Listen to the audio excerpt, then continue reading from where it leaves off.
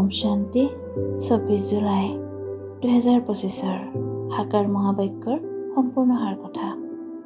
মৰমৰ সন্তানসকল, তোমালোকে এই পঢ়াৰ দ্বাৰা শান্তিধাম হৈ সুখধামলৈ যোৱা। এয়াই তোমালোকৰ লক্ষ্য উদ্দেশ্য। এইটো কেতিয়াও পাহৰিব নালাগে। প্ৰশ্ন: তোমালোক সন্তানসকলে এই সময়ত সাক্ষী হৈ ড্ৰামাৰ কোনটো দৃশ্য প্ৰত্যক্ষ কৰি আছা? উত্তৰ: এই সময়ত ড্ৰামাত গোটেই দুখৰ দৃশ্য চলি আছে। যদি কাৰোবাৰ সুখ আছেও, সেয়া অল্পকালৰ কাউৰীৰ বিস্তাৰ সমান। বাকী দুখেই দুখ। তোমালোক সন্তানসকল এতিয়া আলোকত আহিছা।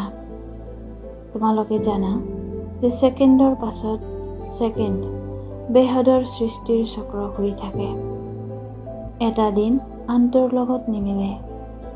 গোটেই সৃষ্টিৰ কৰ্মকাণ্ড সলনি হৈ থাকে। নতুন দৃশ্য চলি থাকে। ধাৰণাৰ বাবে মুখ্য সাৰ: 1. অন্তৰ্মুখী হৈ নিজক পৰীক্ষা কৰিব লাগে।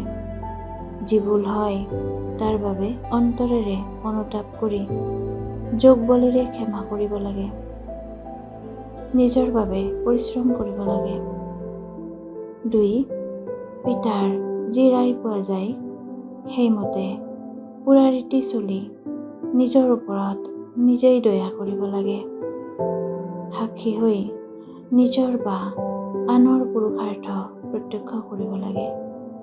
কেতিয়াও নিজে নিজৰ লোকচান কৰিব নালাগে। বৰদান: বিশ্ব কল্যাণৰ ভাৱনাৰে প্ৰত্যেক আত্মাৰ সুৰক্ষাৰ পৰিকল্পনা কৰোঁতা প্ৰকৃতাৰ্থত দয়াশীল হোৱা।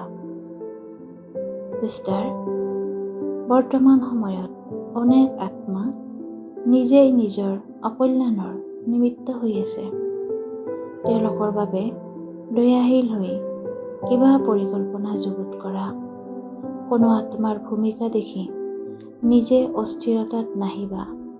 তেওঁলোকৰ সুৰক্ষাৰ সাধনৰ বিষয়ে ভাবা। এনেকুৱা নহয় যে এয়াতো হৈয়েই থাকে। গছপাতটো সৰিবই নহয়, দেখা দিয়া বিঘিনি সমাপ্ত কৰা।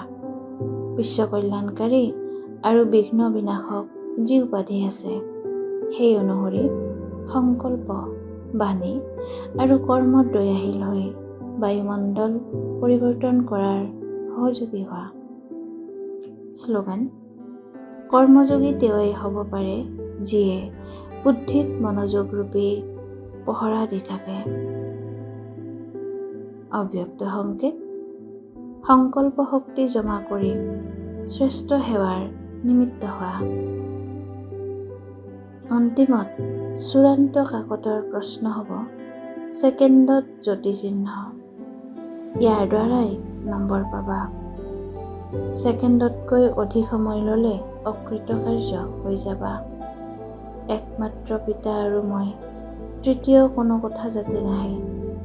এনেকুৱা নহয় যে এইটো কৰি লওঁ, এইটো চাই লওঁ, এইটো হ'ল, এইটো নহ'ল, এইটো কিয় হ'ল, এয়া কি হ'ল।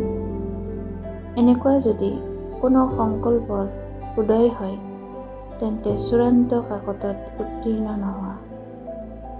ওম শান্তি।